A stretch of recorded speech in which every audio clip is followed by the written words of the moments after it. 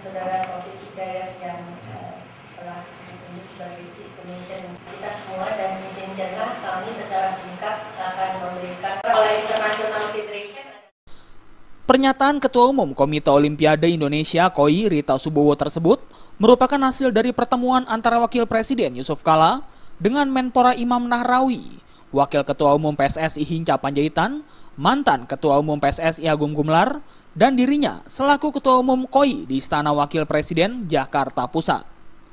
Rita menyampaikan bahwa pertemuan bersama sejumlah pihak dan dengan Wapres Yusuf Kala sudah menemukan titik temu yang sama-sama saling menguntungkan kedua belah pihak, yaitu diantaranya keputusan Menpora mengenai pembekuan PSSI itu akan direvisi dan tim transisi yang dibentuk Kemenpora tetap ada dan berjalan membenahi persepak bolaan Indonesia. Untuk keputusan pencabutan pembekuan PSSI secara resmi nanti akan disampaikan langsung oleh Kemenpora setelah Menpora Imam Nahrawi berkoordinasi dengan Presiden Joko Widodo. Kita tidak mengatakan mencabut itu, nanti hasilnya tentunya akan diumumkan langsung oleh pemerintah sesudah Bapak Menpora bertemu dengan Bapak Presiden di dalam hal ini. Jadi kita hanya berharap demikian. Kami dengan Pak Agum tadi ke sana. Kita berharap tadi pembicaraannya sudah ke arah kesepakatan bersama untuk menghindari sanksi dari FIFA, itu saja.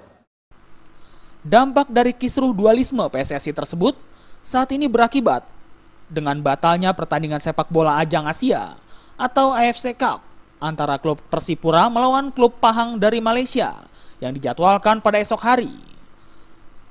Dan kemungkinan batalnya kontingen tim nasional sepak bola Indonesia berkompetisi di SEA Games Singapura pekan depan bila FIFA menjatuhkan sanksinya.